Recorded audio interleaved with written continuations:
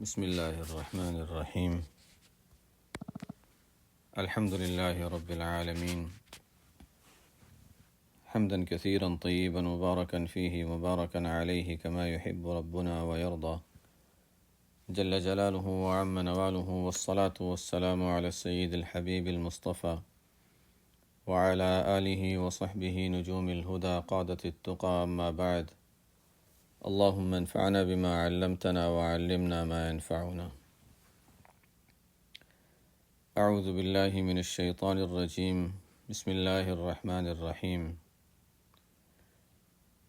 ولقد نادانا نوح فلنعم المجيبون ونجيناه وأهله من الكرب العظيم وجعلنا ذريته هم الباقين. گزشتہ آیات میں یہ تذکرہ آیا تھا کہ اس امت سے پہلے جو بہت سی امتیں گزری ہیں ان میں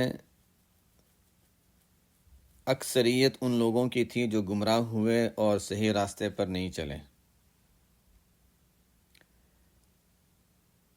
اور بعض وہ تھے جنہوں نے صحیح راستہ اختیار کیا، انبیاء علیہم السلام کی دعوت قبول کی. ان میں بھی انبیاء آئے تھے تو بعضوں نے انبیاء کی دعوت قبول کی، اکثر نے قبول نہیں کی. یہ پیچھے بات آئی تھی. اب یہاں سے اللہ تعالیٰ اس کی کچھ مثالیں بیان فرماتے ہیں کہ دیکھو، وَلَقَدْ نَادَانَا نُوحٌ، نوح علیہ السلام بھی آئے تھے، ان کی قوم کے لوگ بھی اکثر ایمان نہیں لائے تھے.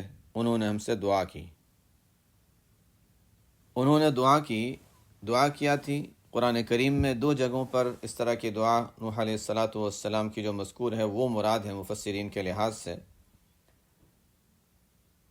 جس میں آتا ہے ایک جگہ سورہ نوح میں ہے، رب لا تذر علی الارض من الکافرین دیارا. یا اللہ، جب ان کی قسمت میں ایمان نہیں ہے اور اتنے سالوں تک میں ان میں محنت کرتا رہا ہوں اور تو نے یہ طے کر دیا ہے کہ ان کو ایمان نہیں ملے گا، تو یا اللہ پھر ان کو سب کو تباہ و برباد فرما دے. جب ان میں ان کی ضروریت سے ایمان تو نے اٹھا لیا ہے اور ان کی قسمت میں نہیں ہے تو پھر ان سے زمین کو پاک کر دے. رب لا تذر علی الارض من الکافرین دیارا. اللہ تعالیٰ نے دعا قبول کی. سورہ قمر میں اسی کے قریب نوح علیہ السلام کی دعا منقول ہے، رب انی مغلوب فانتصر. دعا کی فدعا ربہ انی مغلوب فانتصر. بہرحال وہ دعا ہو یہ دعا ہو، دونوں ہی دعائیں تھیں نوح علیہ السلام کی. اللہ تعالیٰ نے دعا قبول کی. وَلَقَدْ نَادَانَا نُوحٌ فَلَنِعْمَ الْمُجِيبُونَ. نوح علیہ السلام جب مشکل وقت آیا اور اخیر جب ان کو پتہ چلا کہ اب قوم ایمان نہیں لانے والی، قوم کے خلاف بد دعا کی، تو ہم نے ان کی دعا کو قبول کیا. فَلَنِعْمَ الْمُجِيبُونَ. ہم کتنے ہی خوب دعا کو سننے والے اور قبول کرنے والے ہیں. انسان دل سے مانگے تو ہم تو ہر ایک کی سنتے ہیں، قبول کرتے ہیں. ایک ہوتا ہے جو دعا کی ہے وہی پورا مل جائے، ایک ہوتا ہے دعا قبول کرتے ہیں. اب قبول کیا ہے وہ تو ہم نے پڑھا ہے. قبول کے معنی یعنی اس پر اجر و ثواب ملتا ہے، اور کبھی وہ ظاہری جیسا مانگا ہے ویسا ہی مل جاتا ہے، اور کبھی ایسا ہوتا ہے کہ جو ظاہری مانگا وہ تو نہیں ملا لیکن اس کے بدلے میں کوئی اور بڑی آفت وغیرہ ٹل گئی. ایسا بھی ہوتا ہے. بہرحال یہ قبولیت کی مختلف اقسام ہیں. اگرچہ ظاہراً ہم دعا کی قبولیت کے معنی یہ دیکھتے ہیں اور سمجھتے ہیں کہ اچھا ہم نے مانگا اور جیسے مانگا تھا ویسے ہی مل گیا. وَلَقَدْ نَادَانَا نُوحٌ فَلَنِعْمَ الْمُجِيبُونَ. نوح علیہ السلام نے ہم سے دعا کی، ہمیں پکارا، تو ہم کیا ہی خوب پکار سننے والے اور دعا قبول کرنے والے ہیں.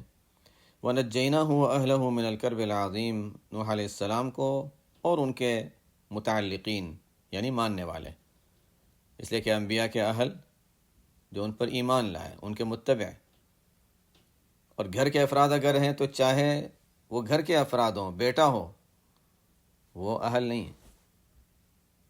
انہ لیس من اہلک انہ عمل غیر صالح. نوح علیہ السلام نے اپنے بیٹے جو کنعان نامی بیٹے تھے، جو ایمان میں نوح علیہ السلام کی دعوت کو، ایمان کے سلسلے میں نوح علیہ السلام کی دعوت قبول نہیں کی اور کفر و شرک پر رہے، اللہ تعالیٰ نے سے نوح علیہ السلام نے فرمایا تھا یا اللہ یہ تو میرا بیٹا ہے، یہ تو میرا اہل ہے. انہوں نے نہیں یہ اہل نہیں ہے. تو انبیاء کے اصل اہل تو وہ ہیں، ٹھیک ہے، ایک خاص اہل ہوتے ہیں گھر کے افراد، ایک ہوتا ہے عام یعنی ایمان والے. وَنَجَّيْنَاهُ وَأَهْلَهُ مِنَ الْكَرْبِ الْعَظِيمِ، ہم نے ان کو اور ان کے متعلقین کو، اس لیے ہاں ترجمہ گھر والے نہیں کریں گے، اس لیے کہ بیٹا شامل نہیں تھا، اور اللہ تعالیٰ نے فرمایا یہ اہل میں نہیں ہے. تو اہل سے مراد ایمان لانے والے. من الکرب العظیم، بڑی گھبراہٹ. بڑی گھبراہٹ کیا تھی؟ قوم کی طرف سے ایذائیں، تکلیفیں، غرق کا واقعہ، یہ سب بڑی گھبراہٹ تھی. وَجَعَلْنَا ذُرِّيَّتَهُ هُمُ الْبَاقِينَ، اور نوح علیہ السلام ہی کی ذریت ہم نے باقی رہنے والی بنائی. یہ جو آیت ہے وَجَعَلْنَا ذُرِّيَّتَهُ هُمُ الْبَاقِينَ کہ نوح علیہ السلام ہی کی ذریت کو ہم نے باقی رہنے والا بنایا، اس کے معنی اکثر مفسرین کے نزدیک تو یہ ہیں کہ جس طرح ہم سب آدم علیہ السلام کی اولاد ہیں، اسی طرح آدم علیہ السلام کے بعد یہ سلسلہ آگے ہے نوح علیہ السلام اور ان کے 3 بیٹوں سے چلا ہے. نوح علیہ السلام اور ان کے 3 بیٹوں سے دنیا بھر میں جہاں بھی جو بھی نسلیں ہیں وہ سب کے سب نوح علیہ السلام ہی کی ذریت ہے. قرآن کی آیت کے معنی ہے وَجَعَلْنَا ذُرِّيَّتَهُ هُمُ الْبَاقِينَ، صرف نوح علیہ السلام ہی کی ذریت آگے چلی ہے. نوح علیہ السلام کے 3 بیٹے تھے، سام، حام اور یافث. بعد میں پھر اتنے زیادہ آپس میں دنیا کے لوگ ادھر ادھر گل مل گئے، ادھر کے لوگ ادھر، ادھر کے ادھر، اتنے زیادہ ہو گئے کہ اب یہ فیصلہ کرنا مشکل ہے کہ کون سامی ہے، کون حامی ہے، کون یافثی ہے. اب فیصلہ نہیں کیا جا سکتا. ٹھیک ہے، اندازے سے کیا جا سکتا ہے، یقین کے ساتھ نہیں کیا جا سکتا، اور اندازہ بھی بس اس لیے کہ اتنے نسب مخلوط ہوئے ہیں. ورنہ اصل کے لحاظ سے دیکھا جائے تو عرب سام کی اولاد سے ہیں، اور بعضوں نے عرب کے ساتھ اہل فارس کو بھی مراد لیا کہ اہل عرب ہیں، اہل فارس ہیں، وہ سام کی اولاد سے. اور حام ان کی اولاد سے یہ افریقہ وغیرہ کے ممالک کے جو لوگ ہیں، حبشہ کے لوگ ہیں، وہ لوگ حام، جن کا رنگ گہرا ہوتا ہے، سیاہی مائل. اور تیسرے یافث ہیں. یافث جو ہیں یہ ترک ہیں، روم کے لوگ ہیں، ترک کے لوگ ہیں، یاجوج ماجوج ہیں، ان سب کو کہا جاتا ہے کہ یافث کی اولاد سے. لیکن بہرحال جیسے میں نے بتایا کہ ابتدا تو اس طرح تھی، لیکن بعد میں پھر پھیلتے پھیلتے آپس میں نسلیں اتنی ملی کہ سلسلہ آگے پھیلتا ہی چلا گیا اور بہت مخلوط ہو گیا. تو نوح علیہ السلام کے 3 بیٹوں سے نسل آگے چلی ہے. وَجَعَلْنَا ذُرِّيَّتَهُ هُمُ الْبَاقِينَ، اکثر مفسرین کی تو یہی رائے ہے. بعض حضرات کی رائے یہ ہے کہ نوح علیہ السلام کے زمانے میں جب طوفان آیا تھا تو طوفان صرف ایک خاص علاقے میں آیا تھا، صرف اس علاقے میں، عرب کی زمین میں، اس علاقے میں طوفان آیا تھا. تو اس علاقے میں جتنے لوگ بچے تھے وہ صرف یہی لوگ تھے، نوح علیہ السلام اور ان کی نسل. لیکن دوسری جگہوں پر دوسرے خاندان آباد تھے. تو دوسرے علاقوں میں، دنیا کے دوسرے علاقوں میں، دوسرے خطوں میں دوسری نسلیں چلی ہیں جو آدم علیہ السلام سے چلی آ رہی ہیں. نوح علیہ السلام کا واسطہ نہیں آتا. بعضوں کا یہ بھی کہنا ہے، ہو سکتا ہے ایسا بھی صحیح ہو.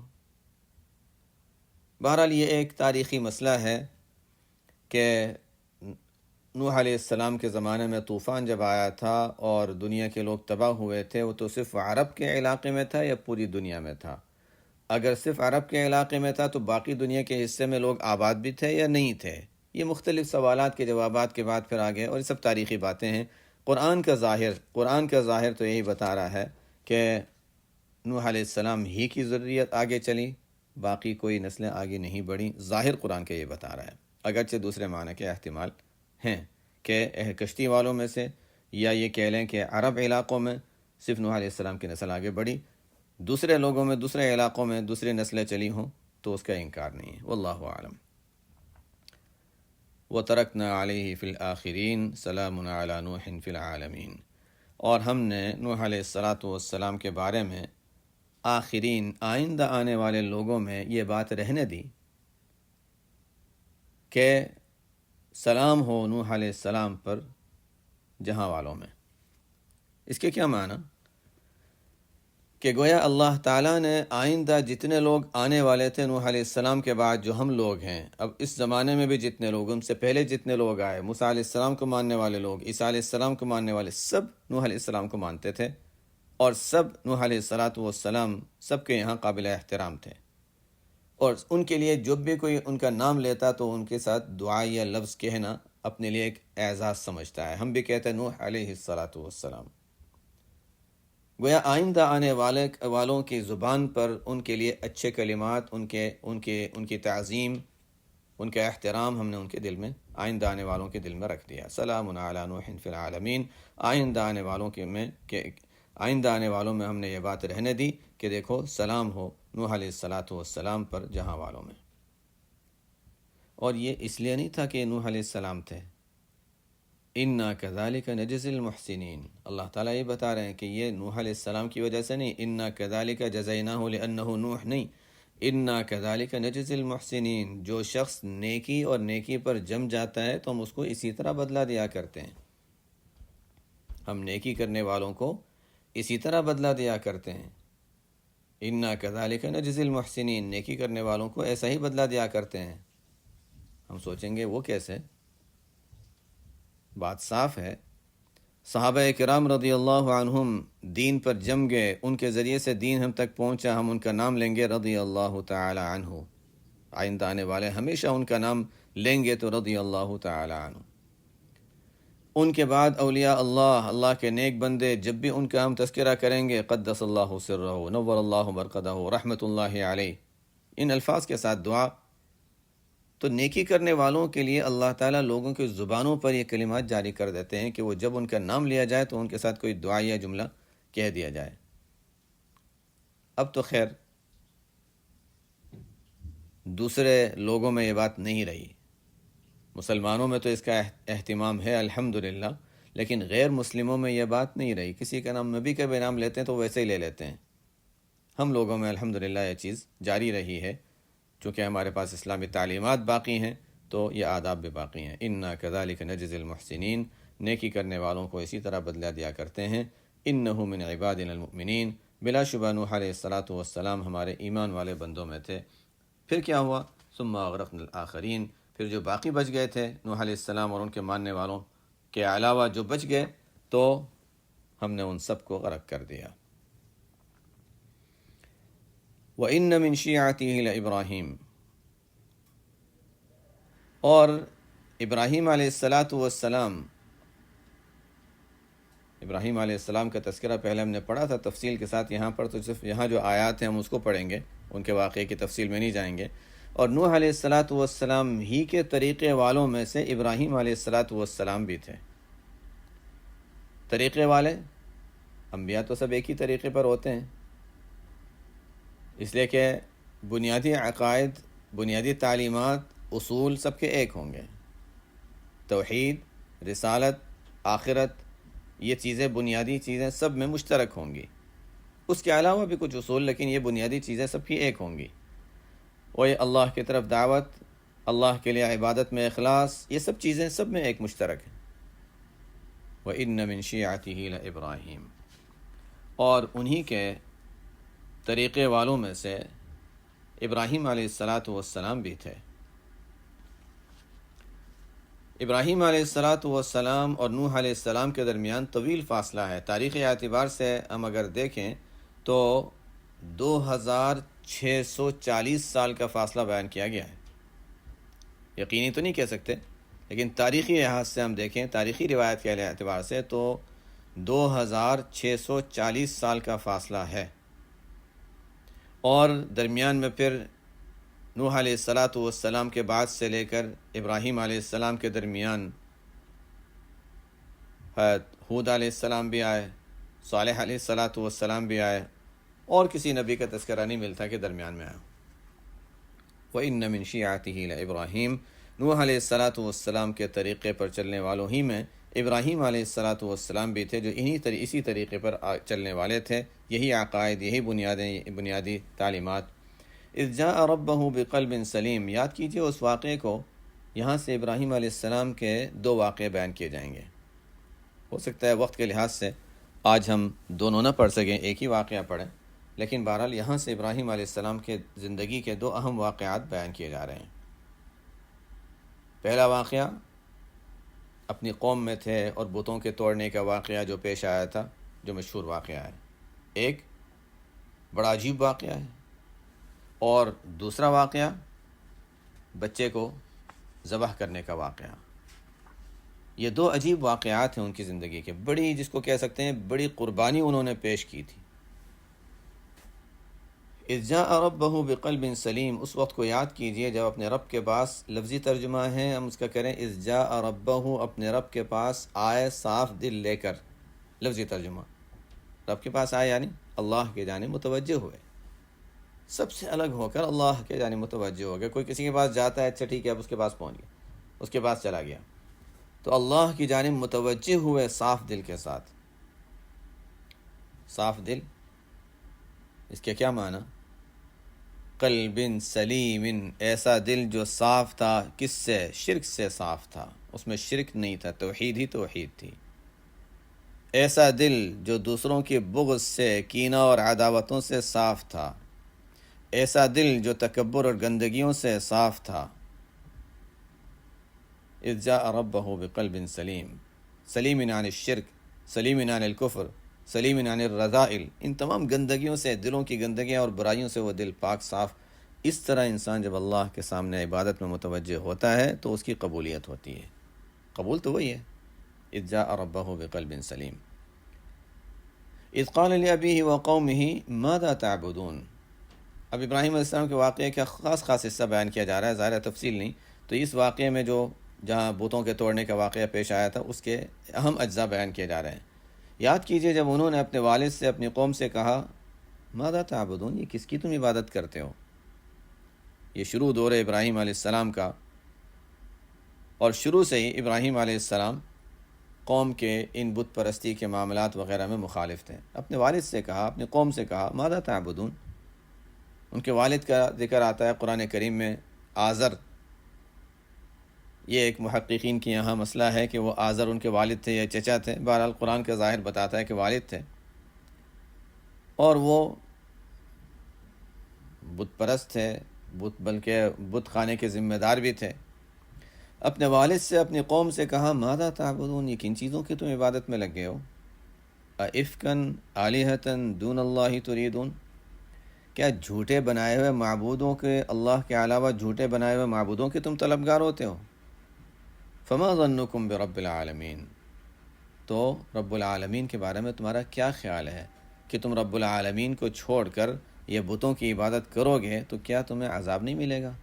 تمہیں ڈر نہیں لگتا کہ اللہ کو چھوڑ کر ان بتوں کی عبادت کرتے ہو؟ فما ظنکم برب العالمین۔ خیر، باتیں ہوتی رہتی تھیں، بحث مباحثہ ہوتا رہتا تھا۔ ایک موقع آیا کہ ابراہیم علیہ السلام کی قوم، ان کا میلہ ہوا کرتا تھا، تو وہ لوگ میلے میں جا رہے تھے جہاں پر لوگ جمع ہوتے ہیں، خوشیاں مناتے ہیں، جیسے عید وغیرہ کے عید پارٹیاں ہوا کرتی ہیں، پتہ نہیں ان کا کوئی خاص قسم کا میلہ ہوتا ہوگا جس میں سب جمع ہوتے، بت پرستی بھی کرتے تھے اور مزے بھی کرتے تھے اور عبادت بھی اپنے لحاظ سے کرتے تھے۔ تو قوم نے یہ سوچا، لوگوں نے سوچا کہ چلو یہ بتوں کی برائی کرتا رہتا ہے، اس کو اپنے ساتھ لے جاتے ہیں، اس کو اپنے ساتھ لے جاتے ہیں، اور ساتھ جائے گا تو ہمارے ساتھ رہے گا، دیکھے گا سب، تھوڑ سکتا ہے ذرا سا متاثر ہو ہمارے ماحول سے۔ قوم کی سوچ تو یہ تھی کہ وہ ہم سے متاثر ہو۔ ابراہیم علیہ السلام کی سوچ یہ تھی، ابراہیم علیہ السلام کی سوچ یہ تھی کہ کسی طریقے سے یہ لوگ، میں ایسا کوئی عمل کروں ان کے جانے کے بعد کہ یہ لوگ، ان لوگوں کی بات سمجھ میں آ جائے۔ وہ کہہ رہے تھے کہ ان کے سمجھ میں آ جائے، کہہ رہے ان کے سمجھ میں آ جائے۔ تو کیا ہوا، قوم نے کہا چلیے چلتے ہیں، میلہ ہے، آپ بھی آ جائیں۔ اب وہ کیسے منع کریں؟ منع کرتے ہیں تو لوگ زبردستی نہیں کیوں نہیں آنا چاہ رہا، روکنا مشکل، یعنی ان کو لوگوں کو سمجھانا مشکل. اور اگر آتے ہیں تو پھر مشکل ہے کہ وہاں پر بت پرستی یہ سب گند وغیرہ ہوگا، اور وہ تو ان کا تو مقصد یہاں پیچھے رہ کر کچھ اپنے ضروری کام کرنے تھے جو آگے آنے والے ہیں. تو انہوں نے قوم کو اعتماد دلانے کے لیے یہ کیا کہ فَنَظَرَ نَظْرَةً فِي النُّجُومِ، ستاروں میں نظر ڈالی، جیسے گہری نظر انسان ڈالتا ہے. فَنَظَرَ نَظْرَةً فِي النُّجُومِ، ستاروں میں نظر ڈالی. فقال انی سقیم، فرمایا کہ میں تو بیمار ہونے والا ہوں. انہوں نے بات مان لی. فتولوا عنہ مدبرین، وہ ان کو چھوڑ کر چلے گئے. یہاں تک پہلے ہم سمجھ لیتے ہیں کہ ابراہیم علیہ السلام نے جو ستاروں میں نظر ڈالی اور فرمایا انی سقیم، یہ دو باتیں ہیں. تو سوال یہ ہے کہ ستاروں میں ابراہیم علیہ السلام نے کیوں نظر ڈالی؟ اگر اس کا مقصد کوئی خاص ہے تو اشکال، نہیں ہے تو اشکال. اس کو تھوڑا سا سمجھنے کی ضرورت ہے کہ ہوا یہ تھا کہ ابراہیم علیہ السلام کی قوم، جیسا ہم نے پڑھا ہے اور سب کو علم ہے کہ ابراہیم علیہ السلام کی جو قوم ہے وہ ستاروں کو بہت زیادہ مانتی تھی، ستاروں کو بہت مانتی تھی. ستاروں میں دیکھ کر فیصلے کرنا، اپنے مستقبل کے بارے میں رائے قائم کرنا، یہ چیزیں بہت ہوتی تھیں. تو ابراہیم علیہ السلام نے آسمان میں ستاروں میں نظر ڈالی، گہری نظر ڈالی، اور یہ کہا کہ میں تو بیمار ہونے والا ہوں. اب وہی ہے کہ ستاروں میں نظر ڈالنا کیوں تھا؟ بعض تو فرماتے ہیں کہ نہیں، جیسے انسان سوچتا ہے کوئی بات اور سوچنے کے لیے اوپر نظر کرتا ہے، اور اوپر نظر کر کے گہری سوچ کے بعد پھر کہتا ہے نہیں میں تو بیمار ہوں، میری طبیعت ٹھیک نہیں ہے تو میں نہیں آتا. تو بعضوں نے فرمایا کہ ستاروں میں دیکھنا ایسا ہی ہے جیسے سوچنے کے لیے انسان نظر اوپر اٹھاتا ہے اور گہری سوچ میں چلا جاتا ہے، اس طرح نظرۃ فی النجوم. اس میں ظاہر ہے کوئی اشکال تو نہیں ہے، واقعے کے لحاظ سے اشکال نہیں ہے. لیکن اشکال یہ ہے کہ قرآن کریم جو ضروری بہت سے اجزاء ہوتے ہیں، ان میں سے صرف بہت ضروری اجزاء کو بیان کرتے ہیں، قرآن کریم میں بیان کیا جاتا ہے، اللہ تعالیٰ بیان فرماتے ہیں. اور یہ ایک ایسی چیز کہ جس کو کہہ لیں کہ بس ویسے ہی بغیر اختیار کے انسان سوچتے ہوئے نظر اوپر اٹھا لیتا ہے، تو اس کو اللہ تعالیٰ ایک آیت میں بیان فرما رہے ہیں فَنَظَرَ نَظْرَةً فِي النُّجُومِ. ایک غیر اختیاری عمل، سوچنے کے لیے نظریں اوپر اٹھ گئیں، تو اس کو اللہ تعالیٰ ایک آیت میں بیان کریں، اور دوسرے اتنے اہم اجزاء جو تھے اس کا تو کوئی تذکرہ ہی نہیں. تو یہ بات سمجھ میں نہیں آتی کہ اس بات کو بیان کرنے کے لیے اللہ تعالیٰ ایک مستقل آیت بیان فرمائے فَنَظَرَ نَظْرَةً فِي النُّجُومِ. ایک بات. دوسرا اشکال یہ ہے کہ جب عربی زبان کے لحاظ سے اگر صرف اوپر نظر اٹھ گئی اور غور و فکر کرنا مقصد تھا تو اس کو کہا جاتا فَنَظَرَ نَظْرَةً إِلَى النُّجُومِ. إِلَى النُّجُومِ، اس طرف نظر اٹھی. یہ فی النجوم کا جو ہے نا، فی کا جو لفظ ہے، یہ بتا رہا ہے کہ گہری نظر ستاروں میں ڈال کر کچھ معلوم کر رہے ہیں. اس لیے یہ کہنا، پہلے تفسیر جو بعض حضرات نے کہی ہے، یہ کہنا کہ صرف یہ اتفاقی طور پر نظر اوپر اٹھ گئی تھی اور غور و فکر کرنے کے لیے اوپر دیکھ رہے تھے، یہ تو خیر کوئی مضبوط اور قوی بات نہیں ہے.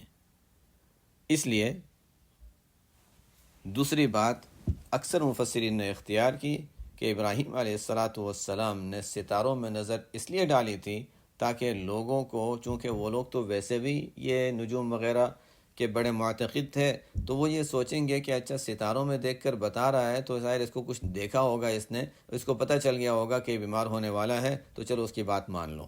تو لوگوں کو بات منوانے کے لیے انہوں نے ستاروں میں نظر ڈالی تاکہ لوگ بات مان جائیں. بات سمجھ میں آتی ہے، لیکن اس پر بھی اشکال ہے.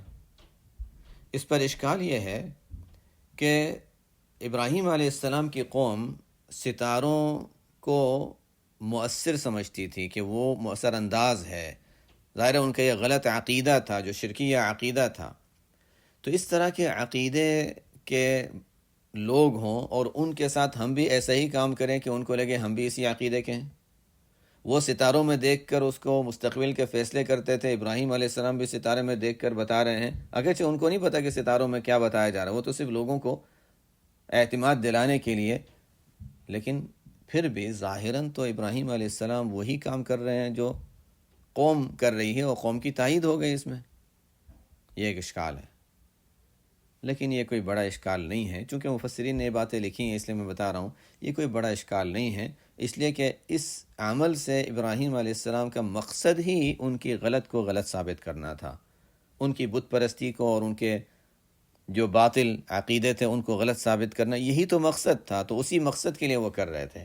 اس کی مثال ابھی ذہن میں آئی کہ موسیٰ علیہ السلام جب ساحروں کے مقابلے میں آتے ہیں تو ساحر ان سے کہتے ہیں آپ پہلے رسیاں لاٹیاں ڈالیں گے یا ہم پھینکیں؟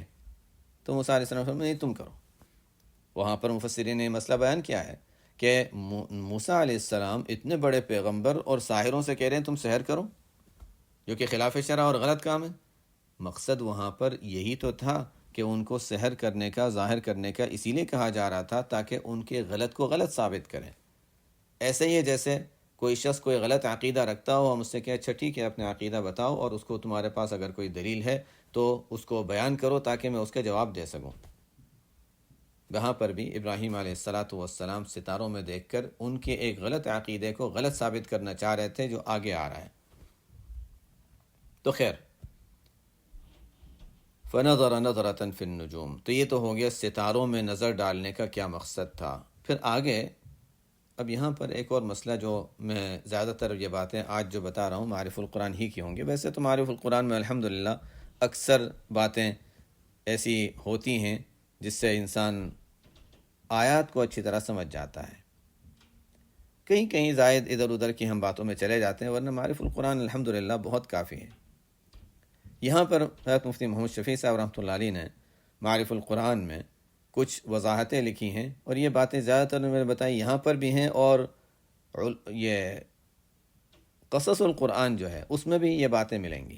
قصص القرآن میں بھی چونکہ ابراہیم علیہ السلام کے واقعے کی تفصیل ہے، تو اس طرح اس واقعے کی کو انہوں نے بہت تفصیل سے بیان کیا ہے اور ان احکام وغیرہ پر بھی بحث کی ہے. تو خیر، اب یہاں پر سوال یہ ہے کہ یہ جو ستاروں میں نظر ڈالنا، علم نجوم، اس کی کیا حیثیت ہے؟ علم نجوم جو ہے ستاروں میں نظر ڈال کر یہ دیکھنا کہ اچھا کیا ہونے والا ہے، کیا ہوگا، کچھ آگے کچھ حالات کا کچھ علم ہونا. پہلی بات تو یہ ہے کہ کیا ستاروں کے ساتھ کچھ حالات کا بدلنا ہونا وغیرہ آئندہ کی کچھ باتیں معلوم ہوتی بھی ہیں یا نہیں ہوتی؟ ستاروں میں کچھ خصوصیات ہیں بھی یا نہیں ہیں؟ پہلا سوال تو یہ ہے. تو بعض کہتے ہیں کچھ بھی نہیں ہے، یہ خواہ مخواہ کی بنائی ہوئی باتیں ہیں، اس کی کوئی حیثیت نہیں ہے. بعض فرماتے ہیں کہ نہیں، اللہ تعالیٰ نے جس طرح سورج کے بارے میں یہ رکھا ہے نا کہ سورج قریب ہوتا ہے تو گرمی زیادہ ہوتی ہے، سورج دور ہوتا ہے تو گرمی کم ہوتی ہے، تو اسی طرح ستاروں کے بھی دور اور قریب اور جگہ کے لحاظ سے فرق پڑتا ہے. ایک ستارہ ایک جگہ پر ہم کہہ سکتے ہیں کہ اچھا اب یہ ہوگا یا یہ حالات، یعنی حالات کا اندازہ لوگ لگاتے ہیں لیکن اندازے کی حد تک، تخمین اور گمان کی حد تک. تو بہرحال اللہ تعالیٰ نے کچھ ستاروں میں اگر کچھ تاثیر رکھی ہو، کچھ ستاروں میں اگر کوئی تاثیر رکھی ہو تو یہ خلاف شرع نہیں ہے. یہاں اس حد تک میں بتا رہا ہوں کہ خلاف شرع نہیں ہے. اگر کوئی یہ سمجھتا ہے کہ ستاروں میں اللہ تعالیٰ نے کوئی خاص تاثیر رکھی ہے، لیکن آگے اس کے مزید احکام ہے وہ بتا دوں گا. تو بہرحال ایک رائے تو یہ ہے کہ ستاروں میں کچھ بھی نہیں ہے. دوسری رائے یہ کہ نہیں، ستاروں میں اللہ تعالیٰ نے تاثیر رکھی ہے. اور تیسرا، بعضوں کا عقیدہ یہ ہوتا ہے کہ نہیں، یہ ستارہ اس کے اندر اتنی قوت ہے کہ وہ یہ کام کرے، اس خود کو ستارے کو مؤثر سمجھتے ہیں. یعنی کہ اللہ تعالیٰ نے اس میں تاثیر رکھی، ستارے کو مؤثر سمجھتے ہیں. اور جنہوں نے حدیثیں پڑھی ہیں، احادیث مبارکہ پڑھی ہیں، وہ اس میں پڑھیں گے کہ جب آپ صلی اللہ علیہ وسلم کے زمانے میں بارش ہوتی تھی تو اس وقت احادیث میں آپ صلی اللہ علیہ وسلم نے ارشاد فرمایا کہ دیکھو جب بارش ہوتی ہے تو عرب کے لوگوں میں بہت سے وہ ہیں جو کہتے ہیں کہ فلانا جو ستارہ ہے جس کو نو کہتے ہیں، وہ فلانا ستارہ جو ہے دیکھو اس کی وجہ سے بارش ہوئی، اس نے بارش پہنچائی ہے. وہ اس کو بارش کے لحاظ سے مؤثر سمجھتے تھے، شرکی عقیدہ تھا. تو آپ صلی اللہ علیہ وسلم نے اس سے منع فرمایا کہ دیکھو بارش لانے والی ذات اللہ کی ہے، یہ نو وغیرہ ستارہ اس کی کوئی حیثیت نہیں ہے. تو اگر ستارے کو مؤثر سمجھے تو غلط، ہاں اللہ تعالیٰ نے اس میں کوئی اثر رکھا ہے بعید نہیں ہے، یہاں تک تو ایک بات ہو گئی۔ جیسے ایک روایت ہے، رسول اللہ صلی اللہ علیہ وسلم کا ارشاد منقول ہے، اذا ذکر القدر فامسکوا واذا ذکرت النجوم فامسکوا واذا ذکر اصحابی فامسکوا۔ دیکھو جب تقدیر کا تذکرہ آئے تو بس ٹھہر جاؤ، رک جاؤ، آگے زیادہ بات نہ کرو، اس لیے کہ تقدیر کا معاملہ ذرا نازک ہوتا ہے، انسان کہیں غلط بات نہ کہہ دے۔ بس تقدیر پر ایمان لے آؤ، کرنے کے لیے تمہیں عمل اور کوشش کرنی ہے وہ کرتے رہو، تقدیر پر ایمان لے آؤ۔ نجوم کا اور ستاروں کا تذکرہ آئے تو رک جاؤ، زیادہ اس میں گہرائی میں نہ جاؤ، اور جب میرا صحابہ کا ذکر آئے تو پھر رک جاؤ، ان کے بارے میں ان کی برائیاں وغیرہ تلاش نہ کرو۔ حضرت عمر رضی اللہ تعالیٰ عنہ کا ارشاد ہے، تعلموا من النجوم ما تهتدون به في البر والبحر ثم امسكوا۔ علم نجوم میں سے اتنا حاصل کر لو جس سے تم راستہ معلوم کر سکو خشکی اور سمندر کا، اس کے بعد بس رک جاؤ، آگے زیادہ تفصیلات میں گہرائی میں نہ جاؤ۔ تو یہ علم نجوم جو ہے، یہ بہرحال میں نے بتایا کہ اگر کوئی شخص اس کو مؤثر نہیں سمجھتا ستاروں کو، بلکہ یہ سمجھتا ہے کہ ہاں اللہ تعالیٰ نے ان میں تاثیر رکھی ہے، تب بھی یہ پسندیدہ نہیں ہے، اس علم میں پڑھنا کوئی پسندیدہ نہیں ہے، جیسا کہ پیچھے میں نے حدیث بیان کی اور عمر رضی اللہ تعالیٰ عنہ کے ارشاد بیان کیا۔ اس بحث اس تفصیل میں، اس علم میں جانا کوئی پسندیدہ نہیں ہے۔ کیوں؟ اس لیے کہ اس کی مختلف وجوہات ہیں۔ ایک تو اس وجہ سے ہمارے ملکوں میں جو جانتے ہوں گے اخبار وغیرہ آتے ہیں تو اس میں آتا ہے اچھا فلانا ستارہ، فلانا یہ اور ان ستاروں کی یہ تاثیر، اور اتنا زیادہ لوگ اس میں بہت زیادہ منہمک ہو جاتے ہیں۔ تو یہ ستاروں میں انسان جب اس علم میں پڑھتا ہے تو نمبر ایک تو یہ ہے کہ آہستہ آہستہ یہ چیزیں اس کو شرک تک لے جاتی ہیں، ستاروں کو مؤثر سمجھنے لگ جاتا ہے، ایک۔ نمبر دو، ستاروں کا علم ایسا ہے کہ اس میں صرف گمان اور اندازہ ہے، جس کو تخمینی بات کہہ سکتے ہیں، جس میں کوئی یقینی چیز نہیں ہے۔ جب یقین نہیں ہے اور گمان ہی گمان ہے تو پھر اس پر اعتماد بھی نہیں ہو سکتا، تو بیکار ہو گیا۔ بہرحال یہ گمان کی چیز ہے، اس کی کوئی حقیقت نہیں ہے، اندازے ہوتے ہیں اور اس میں بہت غلطیوں کا احتمال ہوتا ہے۔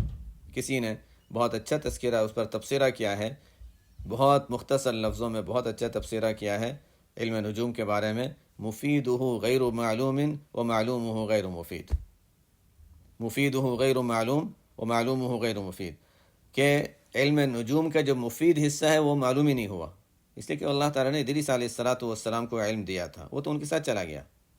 مفیدہ غیر معلوم، اس کا مفید حصہ معلوم نہیں ہے، اور جو معلوم حصہ ہے وہ مفید نہیں ہے، بات ختم ہو گئی۔ بہرحال اس وجہ سے علم نجوم کوئی پسندیدہ نہیں ہے۔ اور ایک اور وجہ بھی یہ ہے کہ جب یہ نہ دنیا میں اس سے کوئی یقینی علم اور فائدہ حاصل ہو سکتا ہے، دینی فائدہ تو اس کا ہے نہیں، تو لغو اور فضول ہے، انسان لغو اور فضول میں اپنا وقت کیوں ضائع کرے۔ اب آگے چلتے ہیں۔ فَنَظَرَ نَظْرَةً فِي النُّجُومِ، ابراہیم علیہ السلام نے ستاروں میں گہری نظر ڈالی اور فرمانے لگے کہ انی سقیم۔ اب انی سقیم کے معنی ہو سکتے ہیں کہ میں بیمار ہوں۔ سوال یہ ہے کہ اگر بیمار ہوں وہ کہہ رہے ہیں، فرما رہے ہیں، تو کیا واقعی بیمار تھے؟ ظاہر ہوں گے تبھی تو فرمایا۔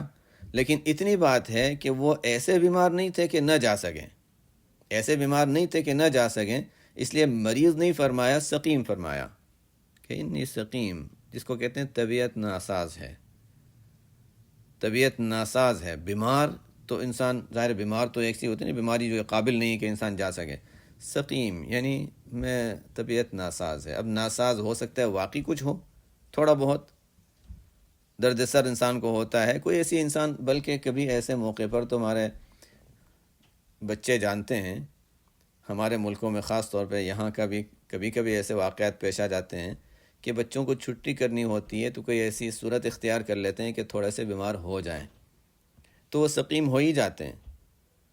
پوچھیں گے آج پڑھنے نہیں جانے، اس لیے کہ انی سقیم، اتنے بیمار نہیں ہیں، ہلکا سا سر میں درد ہو گیا، ہلکا سا پیٹ میں کچھ درد ہو گیا، ہلکا سا کچھ پیر میں درد ہو گیا، ہمارے تو بچپن میں مجھے یاد ہے بعض بچے ایسا بھی کرتے تھے کہ سو گئے، بعد میں استاد نے بلایا تو جھوٹ نہیں بولنا ہے، یہ تھا کہ جھوٹ نہیں بولنا ہے، استاد نے بلایا تو جانے سے پہلے کیا کیا کہ کوئی کتاب وغیرہ کمرے میں رکھی ہوئی ہے، وہ اس کو پلٹ دیا۔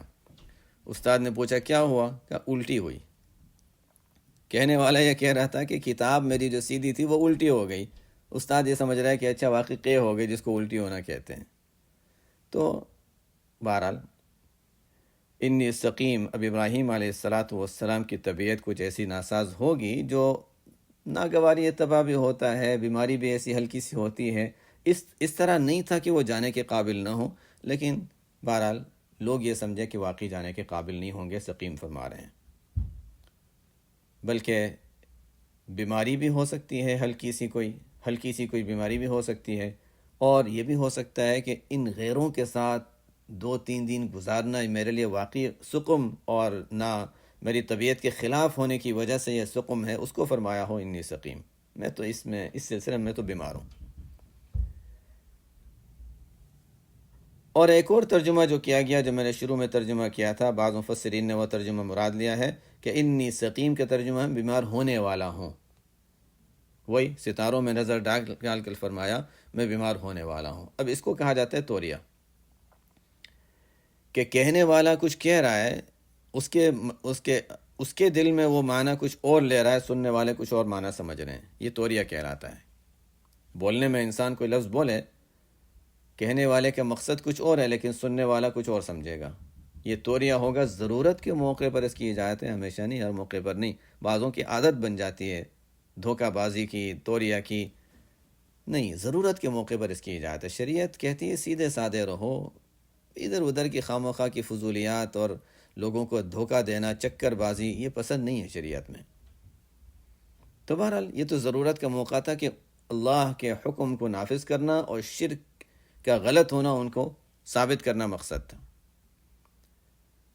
خیر، تو اس لیے ابراہیم علیہ السلام نے فرمایا بیمار ہونے والا ہوں۔ اب ظاہر ہے ستاروں میں گہری نظر ڈالی، قوم نے سمجھا کہ ابھی بیمار ہونے والے ہیں، ایک دن میں، تھوڑی دیر میں، تو ان کو خامخواہ لے جانے میں پریشانی ہوگی۔ ابراہیم علیہ السلام کا مقصد یہ تھا کہ میں مرنے سے پہلے کبھی تو بیمار ہونے ہی والا ہوں، آخری موت کے، مرض الموت کا جو وقت آتا ہے وہ تو بیماری ہے ہی ہے، تو ہر انسان مرنے سے پہلے بیمار تو ہوتا ہی ہے، تو اس لیے مقصد یہ تھا کہ میں آئندہ بیمار ہونے والا ہوں، لوگ یہ سمجھے کہ ابھی بیمار ہونے والے ہیں، ستاروں میں دیکھ کر بتا رہے ہیں، چلو چھوڑ دو ان کو۔ فقال انی سقیم، اس پر مزید اور بحث ہے، ہم اس میں نہیں جاتے۔ فقال انی سقیم فتولوا عنہ مدبرین، قوم نے سوچا کہ نہیں، بیمار ہونے والے ہیں تو چھوڑ دو ان کو، ستاروں میں دیکھ کے بتا رہے ہیں، خواہ وہاں پریشانی، خود بھی تکلیف میں، ہم بھی تکلیف میں، چھوڑ دو۔ فتولوا عنہ مدبرین فراغ الی آلہتہم، لوگ چلے گئے، شہر آبادی خالی ہو گئی۔ اب یہ تیزی سے گئے، فراغ الی آلہتہم، وہ چلے گئے ان کے معبودوں کے پاس۔ اب جا کر ان کو خطاب کر رہے ہیں، الا تأکلون، لوگوں نے جانے سے پہلے کھانے، مٹھائیاں وغیرہ کیا کیا رکھی تھیں، اب ان سے کہہ رہے ہیں الا تأکلون، کھاتے کیوں نہیں؟ ما لکم لا تنطقون، کیا ہو گیا تمہیں بات کیوں نہیں کرتے؟ ظاہر ہے جواب تو آنے والا تھا نہیں۔ فراغ علیہم ضربا بالیمین، قوت کے ساتھ ان کو مارنا شروع کر دیا، کلہاڑا ایسی کوئی چیز ساتھ میں تھی، اس سے زور زور سے مارنا شروع کر دیا، سب کو توڑ دیا، بڑے بت کو رہنے دیا۔ مقصد بتوں کو ختم کرنا نہیں تھا، مقصد قوم کو سمجھانا تھا کہ یہ بت عبادت کے قابل نہیں ہے۔ سب کو نہیں توڑا، بڑے کو رہنے دیا۔ مقصد تھا ایک بڑا ہوتا ہے وہ دوسروں کو توڑ دیتا ہے، ایک بڑا ہو وہ کافی ہے، چھوٹوں کی ضرورت نہیں ہے۔ لوگ آئے، دیکھا، او اچھا سب بت ٹوٹے ہوئے، کیا بات ہے، کس نے توڑا، کیسے ہو گیا یہ؟ لوگوں نے کہا کہ سمعنا فتى یذکرهم یقال له ابراہیم، پہلے واقعات پڑھ چکے ہیں۔ سمعنا فتى یذکرهم یقال له ابراہیم، ہم نے سنا ہے کہ ایک نوجوان ہے جو ان بتوں کی برائیاں کرتا رہتا ہے، تو اسی نے کیا ہوگا، ہاں ہاں لے آؤ، اور لوگ بھی دیکھ کے گواہی دیں، فأتوا به على اعین الناس لعلهم یشهدون۔ ان سے پوچھا اانت فعلت هذا بآلهتنا یا ابراہیم، آپ نے کیا تھا؟ خیر، وہ ایک واقعہ ہے جو پیچھے سورہ انبیاء میں گزرا ہے، ہم یہاں کی آیات پہ رہتے ہیں۔ فراغ علیہم ضربا بالیمین، ابراہیم علیہ السلام قوت کے ساتھ ان کو مارنے لگے۔ فاقبلوا الیہ یزفون، جب لوگ آئے بتوں کو ٹوٹا ہوا پایا تو متوجہ ہوئے ابراہیم علیہ السلام کی جانب، دوڑتے ہوئے گھبراتے ہوئے، کیا ہو گیا کیا ہو گیا، یعنی دوڑ جلدی آنا اور گھبرا کر اور غصے میں یہ جو حالت ہوتی ہے، اقبلوا الیہ یزفون۔ قال، تو ابراہیم علیہ السلام سے پوچھا آپ نے توڑا ان بتوں کو؟ انہوں نے کہا کہ ان سے پوچھ لو، بڑا ہے نا، دیکھو بڑے کے ہاتھ میں کلاڑا ہے، باقی ٹوٹے ہوئے، جو ٹوٹے ہوئے ان سے پوچھ لو کہ تمہیں مارا کس نے، تمہاری کس نے پٹائی کی؟ جن کی پٹائی ہوئی ہے، بچوں کی پٹائی ہوتی ہے، ان سے پوچھتے ہیں کس نے پٹائی کی، ان چھوٹوں سے پوچھ لو تمہاری پٹائی کس نے کی، تمہارے تو خدا ہے نا۔ تو ابراہیم علیہ السلام سے انہوں نے یہ کہا کہ آپ تو جانتے ہیں کہ یہ بات نہیں کرتے، ان سے ہم کیا پوچھیں، یہ تو بات بھی نہیں کرتے۔ تو ابراہیم علیہ السلام نے فرمایا اتعبدون ما تنحتون، اپنے ہاتھوں سے جن کو بناتے ہو بتوں کو، اسی کی عبادت کرتے ہو۔ واللہ خلقکم وما تعملون، اللہ تعالیٰ نے تمہیں پیدا کیا اور جو کچھ تم بناتے ہو اسے بھی اللہ نے پیدا کیا۔ وما تعملون کے مختلف ترجمے کیے گئے ہیں، بعضوں نے ترجمہ کیا ما استفہامیہ، واللہ خلقکم، اللہ نے پیدا کیا اور تم کیا کر رہے ہو، غیر اللہ کی عبادت۔ قالوا ابنوا لہ بنیان، لوگوں کے پاس دلیل کی میدان میں تو جواب تھا نہیں، تو اچھا چلو ٹھیک ہے، ان کو ہم مزہ چکھاتے ہیں۔ جب دلیل سے جواب نہیں بنتا تو لڑائی جھگڑے سے سامنے والا باز آ جائے تو ٹھیک ہے، نہیں باز آیا چلو پٹائی کرو۔ قالوا ابنوا لہ بنیانا فالقوہ فی الجحیم، لوگوں نے کہا ان کے لیے کچھ دیواریں بنا دو۔ دیوار کا مطلب ایسی دیواریں کہ اس میں لکڑیاں وغیرہ جمع کر سکیں زیادہ، اور خوب اچھی بڑی سی آگ جلائیں۔ قالوا ابنوا لہ بنیانا، اس کے لیے دیواریں کھڑی کر دو اور خوب بڑی آگ جلاؤ۔ فالقوہ فی الجحیم، اس کو آگ میں ڈال دو۔ ایسا ہی کیا، اور ابراہیم علیہ السلام اللہ پر اعتماد کرتے ہوئے بالکل مطمئن ہیں۔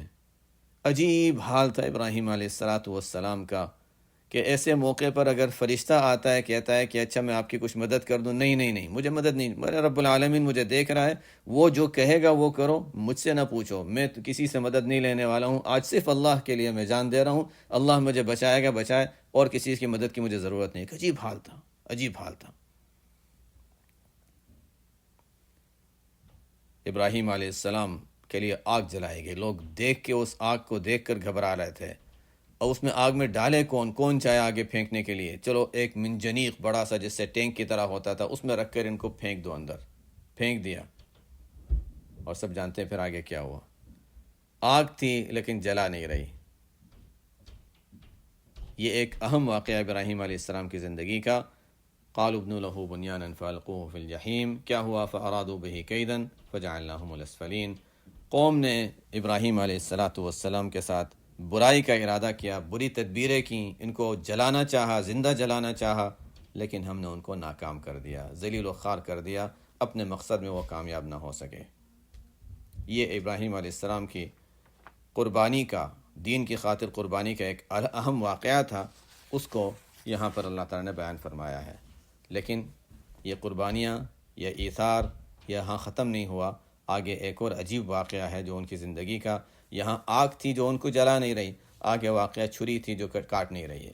عجیب دو اہم واقعات ہیں، لیکن وہ صرف اتنا نہیں ہے کہ آگ جلا نہیں رہی اور چھری کاٹ نہیں رہی، اس کے پیچھے کیا قربانیاں تھیں، کیا جذبات تھے، وہ ہیں جو قابل قدر ہیں۔ آگے انشاءاللہ پھر آئندہ ہفتے پڑھیں گے۔ سبحانک اللہم و بحمدک، اشہد ان لا الہ الا انت، استغفرک و اتوب الیک۔